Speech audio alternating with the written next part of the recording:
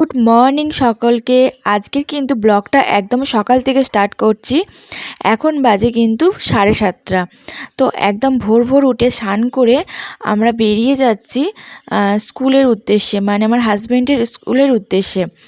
তো ওদের স্কুলে খুব বড় করে পূজা হয়, আর বাবুর স্কুলেও হয়, বাট মানে হাজব্যান্ডের স্কুলেই যাব, বাবু বায়না করছে।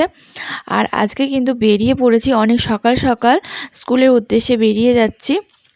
আজকে প্রোগ্রাম সারা দিন কিন্তু স্কুলে থাকবো, একটু ঘোরাঘুরি করব, তারপর কিন্তু বাড়ি চলে আসব। আর বুঝতেই পারছো আজকে দিনটা অনেক স্পেশাল একটা দিন, সরস্বতী পূজা। তো বাড়িতে থাকতে একদমই ভালো লাগে না, ওই জন্য কিন্তু একদম সকাল সকাল স্নান করে সাজুগুজু করে আর একটা নতুন শাড়ি পরে কিন্তু বেরিয়ে পড়েছি। স্কুলে যেতে মানে টাইম একটু লাগে, যেহেতু ট্রেনে করে যাই, ট্রেনে গেলে একটু টাইমটা মোটামুটি একটু হলেও কম লাগে, কিন্তু যেতে মিনিমাম 2 ঘন্টা 2.5 ঘন্টার মতন লাগে স্কুলে যেতে। স্কুলটা অনেকটাই দূর বাড়ি থেকে, আর স্কুলটা পুরো মাঠের, বলতে গেলে মাঝখানে, গ্রামের ভেতর দিয়ে মাঠের মাঝখানে, খুব সুন্দর লোকেশান, বাট একটু মানে টাইম লাগে যেতে, এই যা। কিন্তু খুবই ভালো স্কুলের পরিবেশটা, বাট মানে চারিদিকের পরিবেশটাও খুব সুন্দর। দেখো আমি স্কুলে চলে এসেছি। স্কুলটা কিন্তু অনেকটা বড়, আর মানে খুব অনেক বড় এরিয়া নেই স্কুলটা। আর পুজো এখনও শুরু হয়নি, মানে আমরা অনেক সকাল সকাল চলে এসেছি, ওর অনেকটা দায়িত্ব ছিল পুজোর, ওই জন্য অনেকটা আগেই চলে এসেছি।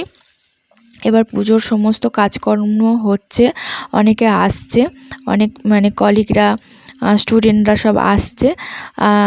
আমরা যেহেতু অনেক আগে চলে এসেছি, 10টার মধ্যেই আমরা ঢুকে গেছি। আর সব মেয়েরা সাজুগুজু করে, মানে আজকে সরস্বতী পূজা মানে সব মেয়েরা বলো, বাচ্চারা, বড়রা, সবাই কিন্তু শাড়ি তো মাস্ট। আর এখানে কিন্তু সুন্দর করে ডেকোরেশন করেছে পুজো মণ্ডপের মধ্যে। আর অনেক মেয়েরা সকাল সকাল এসে ফল কাটছে, ফুলের জোগাড় করছে, ফল কাটছে, ব্রাহ্মণও এসে গেছে, সব কিছু জোগাড়জাতি করছে। পুজো কিছুক্ষণের পর শুরু হবে। আর এখানে হোমের কাঠ, তারপরে বেলপাতা, এগুলো সুন্দরভাবে সব গোছাচ্ছে মেয়েরা। আর জোগাড় করারও অনেক মানে 2-3 জন আছে। আর 11-12-এর মেয়েরাও কিন্তু সুন্দরভাবে সব গুছিয়ে দিচ্ছে। বাবু বায়না করার জন্য ওপরে এলাম একটু খেলা করাতে, কেন নিচে অনেকটা রোদ ছিল, আর পুজোর জোগাড় হচ্ছে, এখনও পুজো শুরু হয়নি। আর একটা দাদা ভাই এসছে, মানে ও একটা কলিগের ছেলে এসছে, তা তার সঙ্গে ও কিন্তু ভালোই খেলা করছে। অনেক বাচ্চা কাচ্চাও আছে, প্রচণ্ড খেলছে সবার সাথে। ও মিশুকে মানে মিশতে ভালোবাসে। আর এই রুমটা অনেকটা বড় রুম, আর একটা ফাঁকা, তার জন্য ওকে এখানে নিয়ে চলে এলাম। আর এখানে অনেক বড় ব্ল্যাকবোর্ড পেয়েছে, ওই জন্য লিখতে ইচ্ছা করছে, যেহেতু আজকে সরস্বতী পূজা। অনেকেই বলে আজকে লেখাপড়া করতে নেই, বাট ওরা এমনি চক ব্ল্যাকবোর্ড নিয়ে খেলা করছে। খেলা মানে কি, একটু অঙ্ক টঙ্ক করছে, একে অঙ্ক দিচ্ছে, ওকে অঙ্ক দিচ্ছে, এরকম খেলছে। আর রুমটা একদমই বড়, ফাঁকা, নিরিবিলি, মানে যেহেতু সবাই নিচে পুজোর কাজে ব্যস্ত, ওই জন্য রুমগুলো কিন্তু আজকে ফাঁকা। ওই জন্য সব বাচ্চাগুলো সব দৌড়াদৌড়ি করে খুব সুন্দর করে খেলছে। আর স্কুলের মধ্যে 2টো স্লিপ, সব বাচ্চারা খুব স্লিপ চড়ছে। আর আমার বাবু তো এইগুলো সেরকম পায় না, এখানে এসছে যেহেতু স্লিপগুলো, আর অনেক দোলনা আছে, ও কিন্তু খুবই চড়ার জন্য ইচ্ছা করছে। তা দুজন মিলে, ওর আর একটা ফ্রেন্ড এসছে, সবাই মিলে চড়ছে। প্রথমবারে কিন্তু পড়ে গিয়ে ওর মাথায় হালকা মতন লেগেছিল, তাও ওর বাবা এরকম ধরে নিচ্ছে, দেখে নিশ্চয়ই বুঝতে পারছো একা ছাড়া হচ্ছে না, মানে উপর থেকে তো সেভাবে পড়তে পারছে না, মানে ভয় পাচ্ছে, ওই জন্য মাঝ বরাবর চড়ছে। আর এই স্কুলে যারা স্টুডেন্ট, তারা তো প্রতিদিনই এটা চড়ে, ওই জন্য ওরা কিন্তু সহজেই নেমে আসছে। কিন্তু বাবু যেহেতু অনেক ছোট, পারছে না অত উঁচু থেকে নামতে। আর পুজোর কাজ কিন্তু অনেকটাই এগিয়ে এসছে, আর কিছুক্ষণের পর কিন্তু পুজো শুরু হয়ে যাবে। তার আগে কিন্তু খেলে নিচ্ছে। আর আমার ছেলে যেহেতু প্রতি বছরই পুষ্পাঞ্জলি দেয়, ওই জন্য সকাল থেকে তেমন কিছু খাইনি, তেমন কিছু বলতে ভারী কোনো খাবার খাইনি, আমি জল বিস্কিট এইগুলোই খাইয়েছিলাম। আর দেখে বুঝতে পারছো পুজো শুরু হয়ে গেছে। আর এখানে হোম হচ্ছে, আর ওপরে উঠে কিন্তু একদম বসে গেছে পাখি বনুর সঙ্গে। আর ও কিন্তু কয়েকটা বাচ্চা ওপরে উঠেছে, আর সব কিন্তু ছেলেমেয়েরা নিচে দাঁড়িয়ে গেছে। পুষ্পাঞ্জলি দিচ্ছে। আর জাস্ট এইগুলো দেখলে মনে হয় সে ছোটোবেলায় যখন স্নান করে চলে যেতাম স্কুলে, না খেয়ে পুষ্পাঞ্জলি দিতাম, তারপর স্কুলের খিচুড়ি খেতাম।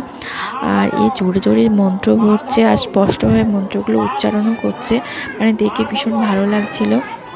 খুব নিষ্ঠাভাবেই কিন্তু দেখো হাত জোড়ো করে খুব সুন্দরভাবে পুষ্পাঞ্জলি দিচ্ছে। আর এখানে মানে সবাই একসঙ্গে পুষ্পাঞ্জলি দিচ্ছে। সবার কিন্তু মোটামুটি পুষ্পাঞ্জলি দেওয়া হয়ে গেছে, ফুল একবার দিয়ে দিয়েছে, আবার হাত জোড়ো করে এবার সব মন্ত্রপাঠ করছে। এবার শান্তি জল দেওয়া হবে। চলো, পুজো চলছে আর কিছুক্ষণ পরেই কিন্তু পুজো শেষ হয়ে যাবে। তারপর খাওয়া দাওয়া বলতে 12:30 এরকম বাজে পুজো শেষ করতে। পুজো শেষ হলো 12:30 বাজে। আর আমি ততক্ষণ বাবু মানে সকাল থেকে তেমন কিছু খাইনি, ওর খিদেও পেয়ে গেছে। 12:30 বেজে গেছে প্রায়, আর সকাল থেকে বাবু কিছুই খায়নি, তাই ওকে কিছু খাইয়ে দেবো। আর ওখান থেকে মানে সোনারপুরে আসতে প্রায় 2-2.5 ঘন্টা সময় লেগে গেছিলো। আর আমিও ঘুমিয়ে পড়েছিলাম গাড়িতে, আর বাবুও ঘুমিয়ে পড়েছিল। আর ওর বিকাল তখন 5:30 বাজে এখন, আর ওর বেশ খিদে পেয়ে গেছিলো। ওই জন্য আমরা একটা সোনারপুরের রেস্টুরেন্টে ঢুকে গেছি, হাক্কা নুডলস নিয়েছিলাম।